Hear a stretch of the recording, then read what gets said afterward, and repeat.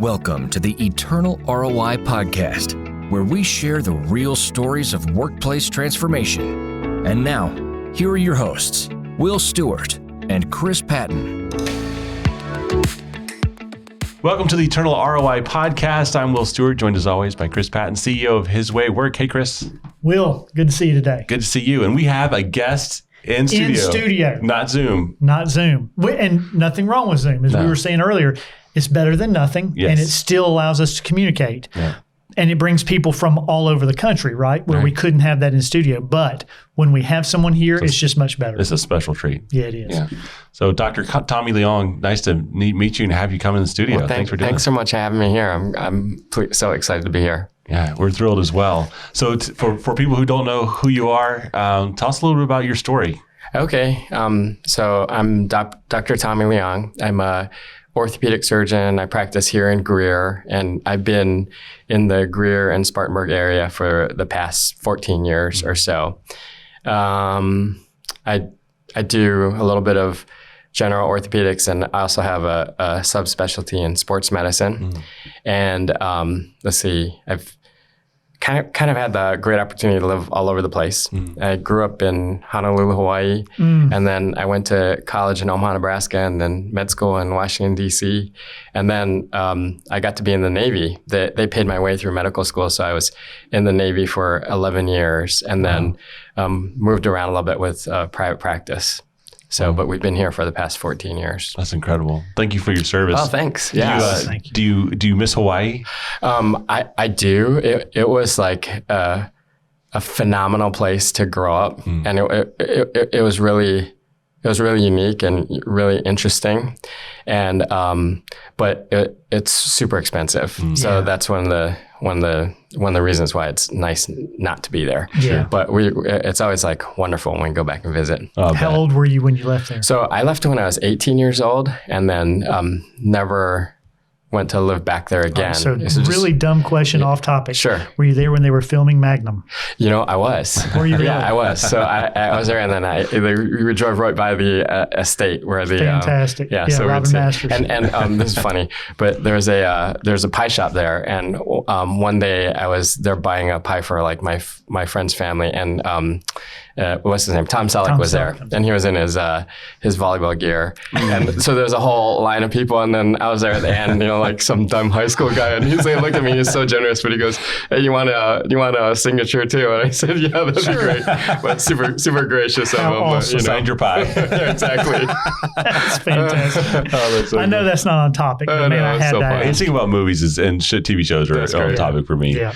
So were you raised in a Christian home? What was your first exposure? Oh yeah, so that's interesting. So I grew up Catholic, and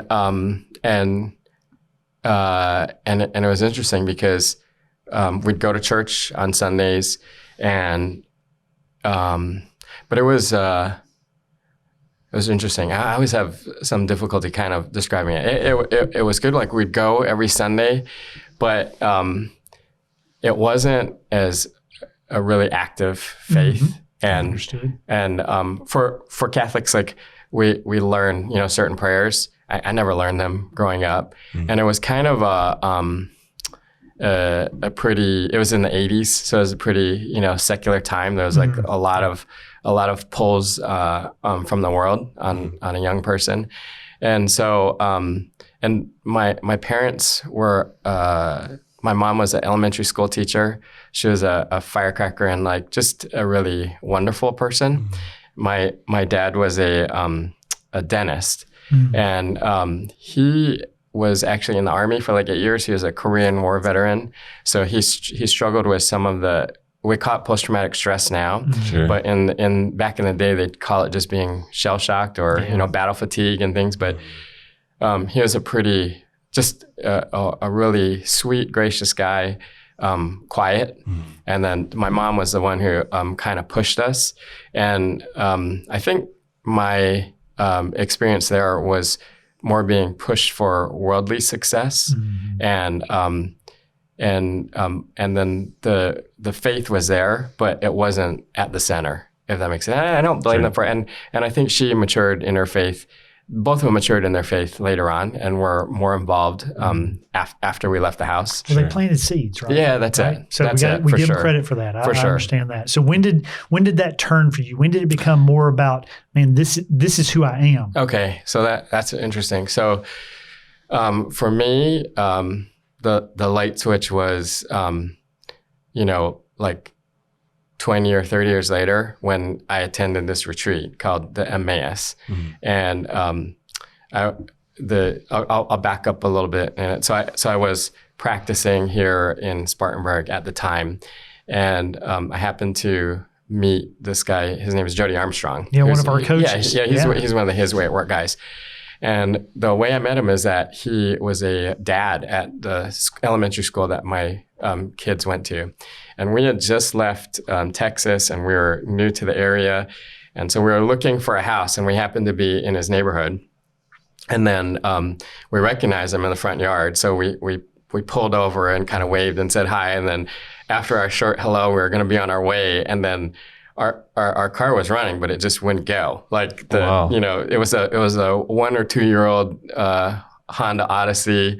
It was supposed to be super reliable. So I just got to say, it has to be the Holy Spirit if it's a Honda that won't run. That's right. And so we're moving the shifter around. I think I got out, and this thing's running, but it just won't go. Yeah. So Jody was so gracious. He's like, hey, why don't you guys come over and come on in, and we can get some pizza while we wait for the wrecker. And then that was the start of this friendship. So it was really like a Holy Spirit driven friendship. And then a time or two after that, my wife was out of town, and I was over with our kids, and Jody said, hey, I'm thinking about starting this prayer group. Will you come? And I said, sure. If you get started, I'll show up at it. So we did this thing, and you just don't know. And we just committed to it and did it. And so we met Friday mornings, and there were 2, 3, 4, or 5 people. We'd have pancakes and, just talk about the Bible.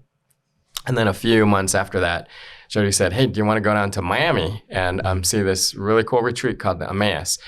And I had heard of something similar to it when I lived in Texas for a couple of years before. So I said, sure. And we went down there, and that weekend, it like knocked my socks off. It was the single most amazing thing I've ever seen. It was supernatural, and it changed everything. And so we went to the retreat, and we flew back into Charlotte. And when we were driving down to Charlotte, we were kind of quiet and kind of pondering things, but we just said, we have to bring this here. And so we eventually got it here and got it going. But that was the light switch. Yeah. And I'd say my faith life before, a lot of it was kind of asking God to help me get through medical school and help me get into the residency I want, help me pass boards, just asking, Sure. And I think it's not a bad thing because we're kind of called to be successful in our business. And I think that's part of everyone's journey to make their business grow, which is inherently a good thing, right? Sure. So that was kind of how my prayer life kind of changed from before and after. So now, just in a snapshot, what does it sound like? What is it like now? Yeah. Okay, so now, I mean, it's different. It's a lot more different. So I've kind of become more confident and comfortable in my role as a surgeon and things. And I'm married to this woman named Susan, who's amazing. They our priest and Jody and all the guys who know her, that they'll say she's everybody's best friend because she's a really wonderful person, and she does what's supposed to happen in a marriage, which is you make your spouse a better person. Wow. You make them better able to get to heaven. And she does that. And we also, this is a really funny thing, but we have 6 kids. Wow. So we have one girl, Mary, who's 19, and then 5 little boys. So and our youngest one is 2.5. Oh man. Yeah. You're in the thick of it. Yeah, we're in the thick of it. And so that kind of like openness to life and openness to the daily chaos. Sure. I had to have a good partner to do that. So she's involved in her ministries. We're involved in our church, And then the next pillar is, what are you going to do at work? And so that I think that as your faith matures, you have to answer that question, because I think Matthew says, where your treasure is, there is your heart. So right. So where is your and what is your treasure, and what what are you going to do? Yeah. So for me, on a day-to-day basis, what it looks like is the biggest concrete thing is I pray with every patient that I operate on now. Interesting. And so then I ask them, and that's a His Way at Work tool, is you can always ask, because I think when people have the question of, well, how do I integrate my faith at work? This is such a politically charged environment. How do you do it? Well, the answer is you just ask. And if they say no, then you respectfully respect that answer, and then you can pray for them at another time during the day. But 99% of people say yes. And so that's kind of the biggest change in my life. And then as when other people see me doing that, like nurses will come around, anesthesiologists will come around, and then sometimes in the hall people say, I really appreciate you doing that. And so it builds a little community. And then with that, there's the openness of other people to ask me questions and things. And then because I'm the crazy guy who prays in the PACU, sometimes while we're operating, we can have some pretty deep discussions about things, and people throw things out. Wow. So that's kind of the biggest change. And then also when I'm in the exam room, I'll look for opportunities to either invite people to the Theemmaus Retreat. That's one. And then the other thing is, if someone comes in and they say, since I last saw you, my husband died, or my husband's in the ICU, or my daughter got divorced and she's moving in with us, then when I'm done kind of with the medical stuff, I'll ask them, hey, can we pray about that? And then that's just another opportunity. That's fantastic. It's incredible. We talk a lot about the mission field being local. You don't have to go overseas, although going overseas is there's nothing wrong with that. Right. But there's a lot of opportunities that God brings our way today for us to make a difference for the kingdom. For sure. Yeah. Some people say there's no value in that. They say, business should be business, church should be church. I should go to church and serve there. I should go to church and tithe. I should make sure my family, all 8 of us go to church. Why is it important for you to make a difference, at work? That's a great question. So I think I kind of thought about this kind of on the way over, but I have a couple answers. So one is I heard on the radio, and I thought this was pretty brilliant, and I answer my questions, my patients a lot of times with this, but I heard that holiness is in the middle. And the reason they said that is, if you think of some concrete things like food, if you don't eat, you'll starve to death. If all you care about is eating, that's gluttony. So holiness is somewhere in the middle. And then same thing with sex. If our generation, no one had sex, we'd die out. In one generation, it'd be done. And it's pretty easy, for everything that men struggle with, if that's all you care about and all you think about, that's lust, and that'll get you nowhere and destroy your family and destroy your relationship. So it's in the middle. It's at the right amount and in the middle. And that's the way it is with our businesses too. If you don't work or you don't care about anything, then you're a non-productive part of our society, which is really not honoring what God does. The first thing God did as He was creating the world was to work, and he worked in creation, and He worked all those things, and then He created man and woman, and their job was to work in the Garden of Eden, and He created them in His image and likeness.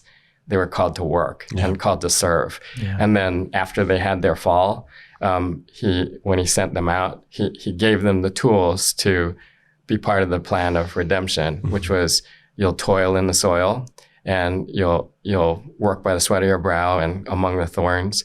But that work was the way to redemption. And he told Eve, you'll have the labor pains, but through that struggle, you'll have the grace of of children, and that's going to be part of the redemptive story. So for us, it's like to really care about what we do and to want to do a good job and to be the best worker that we can and the best boss that we can, but not to make that the center. And so one like kind of little mental exercise that I do is, we all kind of do a weekly or annual report of us. And if you look at your net worth and your things and how to do this month and things, I kind of, I care about it. So I know what the number is, but I always imagine like if God showed up or Jesus showed up or his representative and said, I'd like that right now. I've imagined writing a check for that amount, not holding anything back and saying, here you are, Lord, it's all yours. All the work is for you. So that's our work on earth. And as a father and a Christian man, my whole job is to get to heaven for myself and to bring my children and my wife and as many people in our community with me. And so I kind of think like I do the mental exercise too. Like, okay, let's say I made it into heaven, like I somehow made it, and then there's Lazarus, or like my friend or my neighbor or my patient, I see him across the chasm, and then I have to think in my heart of hearts, did I do everything I could to bring them along with me? Like, should I have like had lunch with them and said, hey man, you shouldn't be doing that. Like, think about it a different way. Like, and I don't have to be perfect in my ask and perfect in my advice, but did I try? It's like, did I do all that good? Yeah, exactly. And they're going to see your heart. Right. You think about that. That's, man, two fantastic pictures you just gave. I want to pause for a moment. So one is just the exercise, mentally picturing writing a check for that number as a way on a regular basis to remind ourselves it's not ours. Powerful. He gave it to us. He asks us to use it, parable of the talents, right? And whatever return there is here or later is all his. And that's a practical example of what we can do. So I love that. I'm going to be using that. Yeah, fantastic. The other one, to picture Lazarus and then in that place for you putting patients or nurses or people you're working with, for a business owner and they have 200 employees, to picture individual employees there across the chasm saying, but why didn't you tell me? You had these opportunities. Was it because, you were afraid of the legal situation? Was it because you were afraid you're going to lose money? Was it because you were afraid customers might not like it or people might not think the same of you? What, in that moment, none of those concerns will be as big. It'll be, why didn't I make an effort? And I had the opportunity.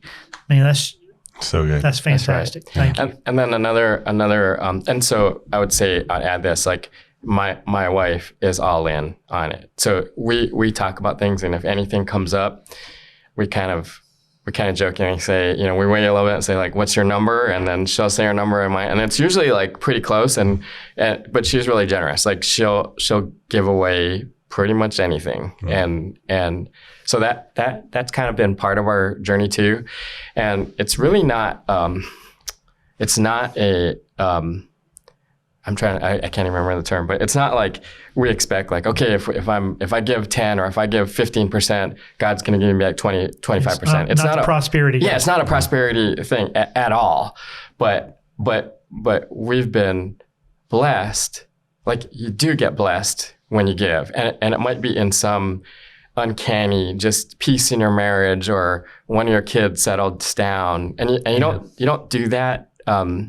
It's not, I'm going to give you this and you give me that, but it does happen that you experience God's grace and then it's better. Yeah. And that's the only way I can say it. I love that. It's not tit for tat. It's not a quid pro quo. Correct. Right? It's not, if I do this, I get this. But Scripture makes the promise, it is better for us to give than receive. Correct. And if Scripture is true, then that promise is true. Correct. It may come financially. It may come relationally. It may come parentally. Right. There's so many different ways you can get that blessing. But and the other thing is, I always think of the story of the widow's mite, and sometimes people feel like, well, my company's not big enough to do it, or like we can't give $1 million, or we can't give 10,000, or I can't afford 5,000 a month to set aside for my employees. But the cool thing is that, and the lesson from that story is what you have, God amplifies it in some amazing way. So for example, like we'd love to do these big long prayers and things and give novenas to God and things, but our house is crazy. It's absolutely crazy, with things flying around the boys.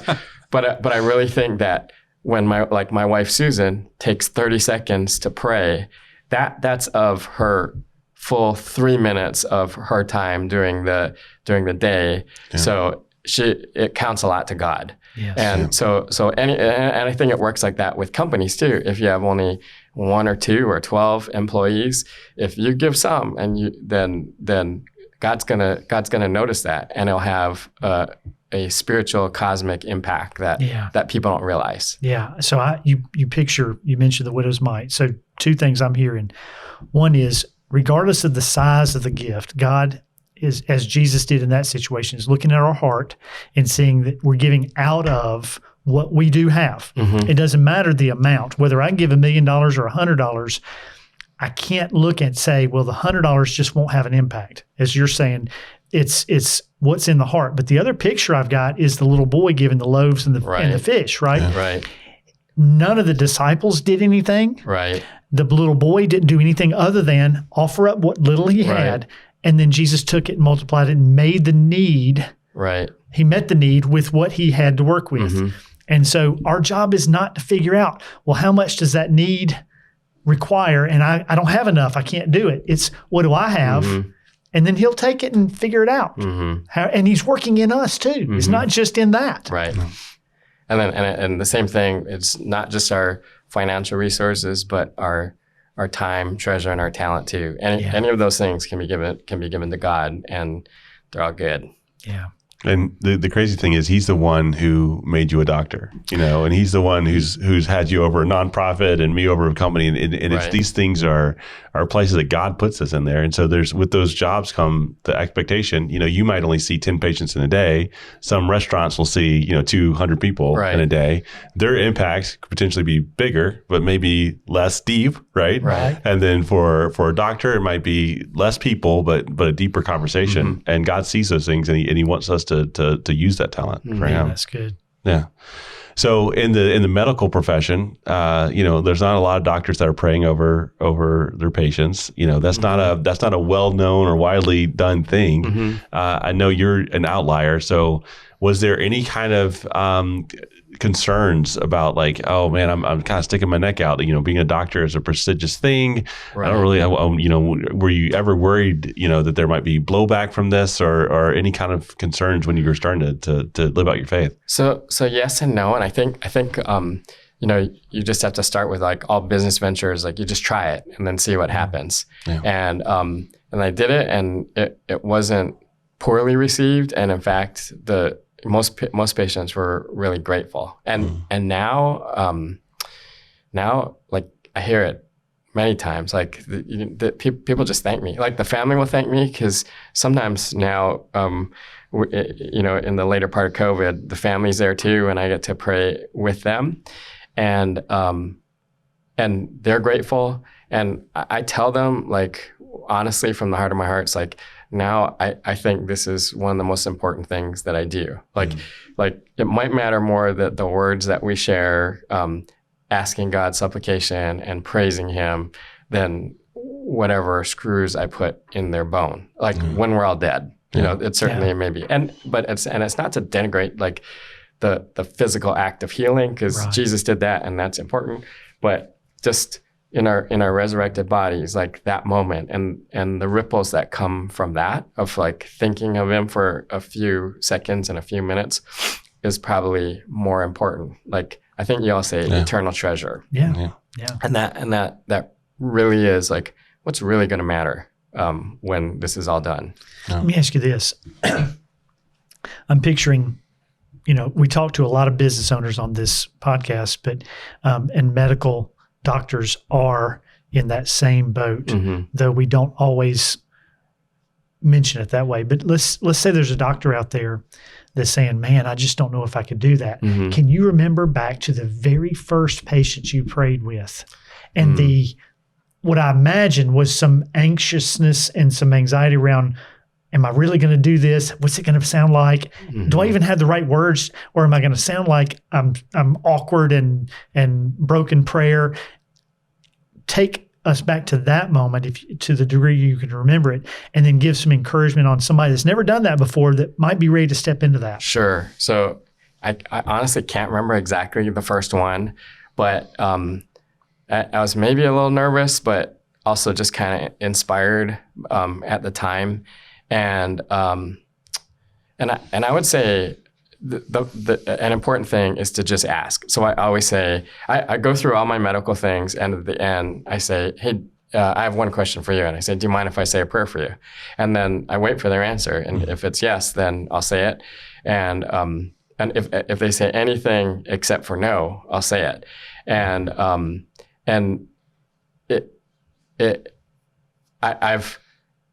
I would kind of meander at times, and now I'm a little bit more concrete because I remember all the things that I want to ask them for. Mm-hmm. But I would say just do it, and it's like anything that we do, anything you did for the first time, whether it's baking a bagel or riding a bike. Like it is pretty scary the first time, but getting in a fight. Yeah, getting in a fight. Yeah, exactly. Right? But afterwards, you just do it, and then it becomes more routine, and then it becomes part of you, and that's what we want to have it be a good habit. Yeah, that's awesome. Exactly.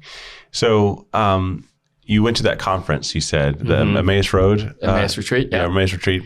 And then said you want to bring that back to Greenville. What is that? And kind of what's... Okay.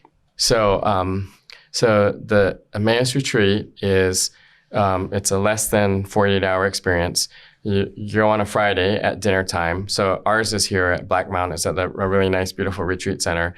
And these guys come from all over the country to give some presentations.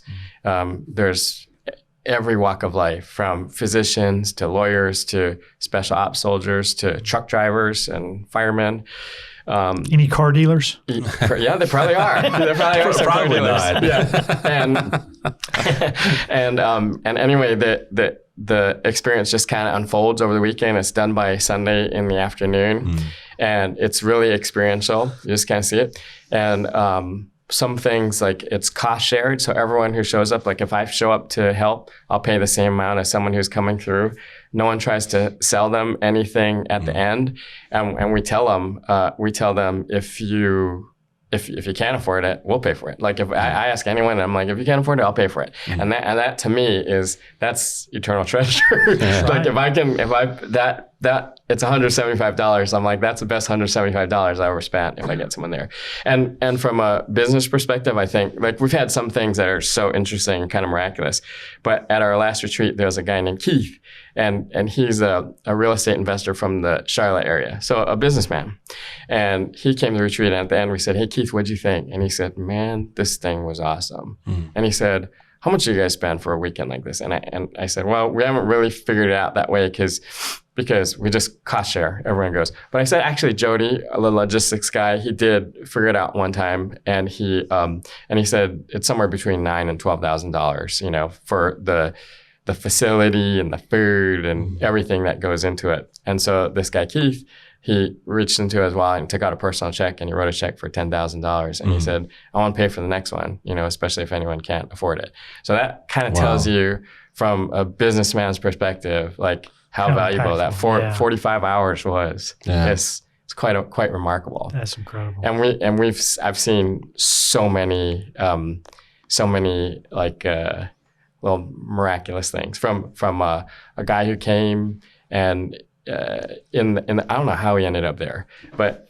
on the Monday after retreat, people are always shooting each other emails of encouragement and things. And this guy wrote back to me, and he said, hey, this was a conversion of my heart. And he said, when I started the weekend, I was a Gnostic. And he's a modern day Gnostic. He goes, I know the Bible front to back. I can recite all the apocryphal tales and this tale of Sophia's abortion, Gnostic tale of the creation of the world. And he said, I was into this really bad version of it, which was, he was a Caprication Gnostic. And he goes, look it up and you'll see. And he said, and I kind of looked it up, and these people believe you should do vile and evil things to make yourself greater, kind of like some pagan, ritual. Wow. Yeah. But he said, after that retreat, he had a conversion of heart.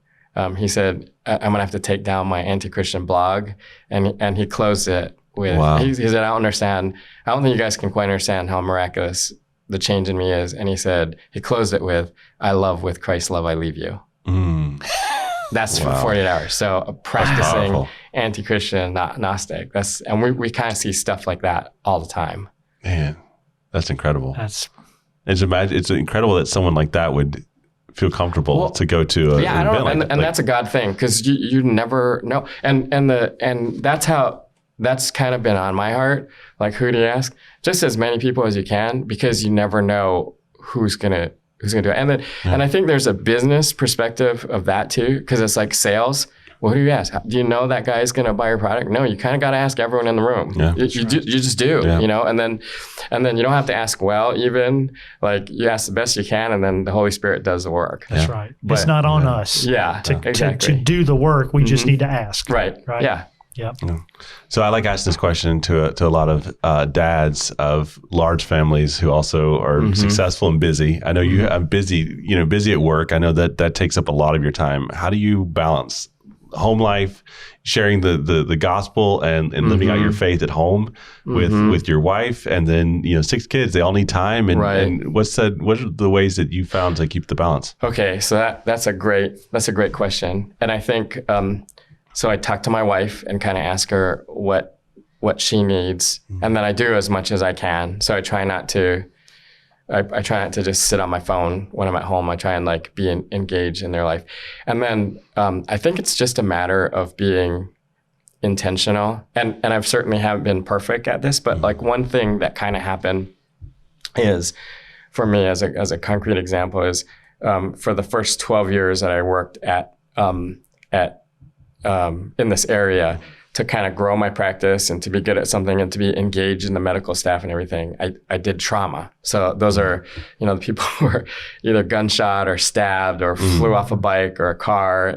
But that involves going into the hospital at night and then taking care of that person the next day on a weekend. So it was a good way to know a lot of people at the hospital and to help a lot of people, but it took a lot of time. So over the past year, I've kind of transitioned out of that, and that's been a huge impact on our family. And one of my sons was having a little bit of a rough time. He's a teenager, and we had some broken stuff in our house, and just kind of physical, and it was really, really hard.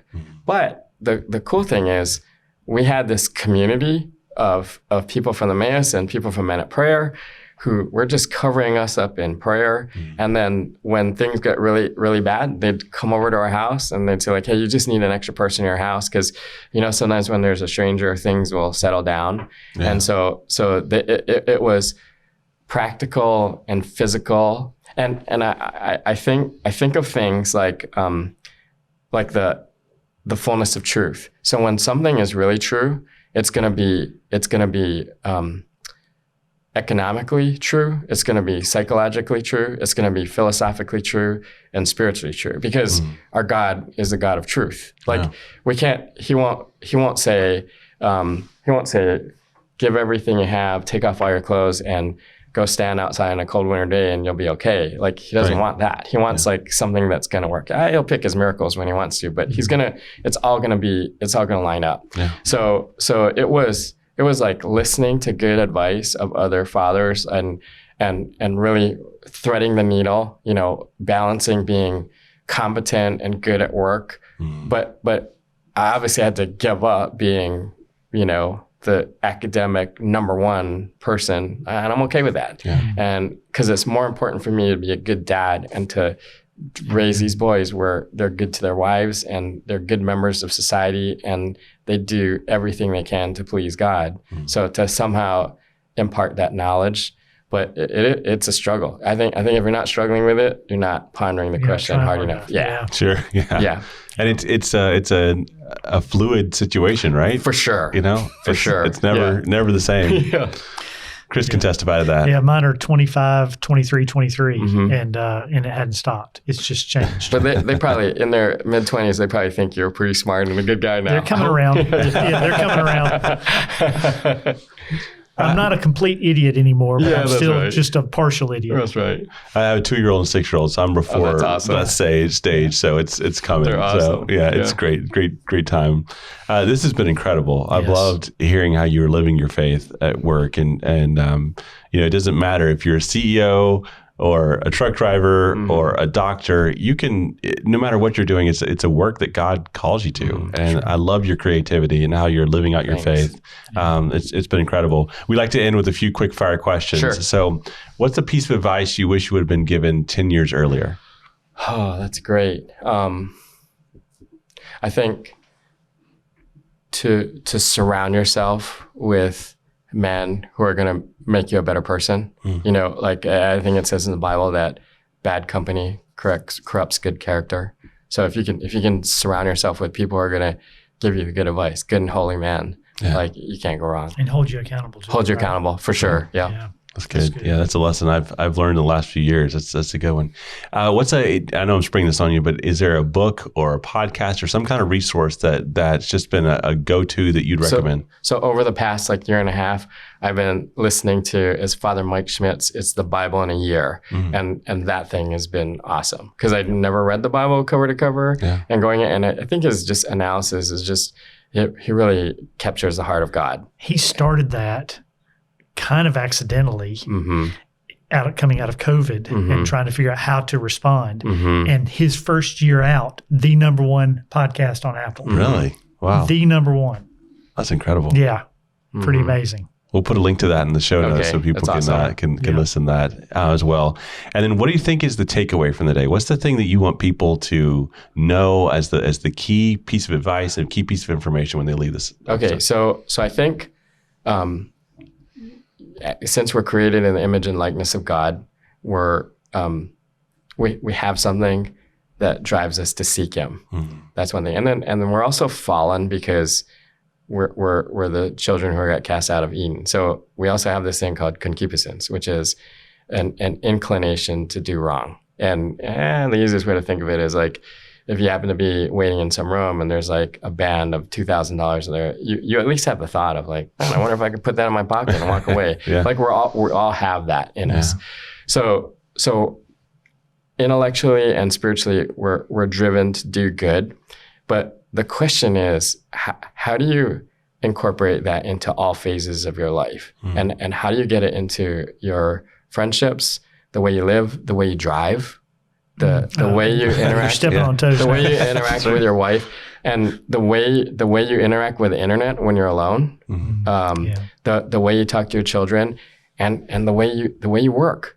How do you make your work honor the master of all work?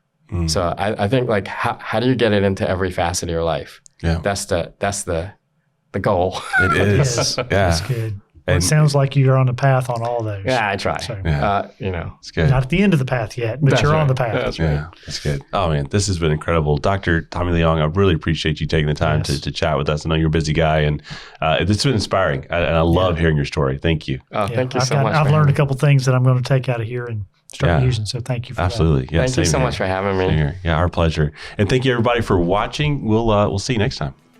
Thank you for listening to another episode of Eternal ROI. If you like what you heard, we would love for you to take a moment and leave us a review and share an episode with somebody you know. If you are inspired to begin bringing the power of God's love into your workplace, take a moment and check out our free assessment at hwaw.com. It'll only take you a few moments. It'll give you a snapshot of what your company looks like and maybe some ways to move forward. Just click on the link in the show notes, and we'll see you next time.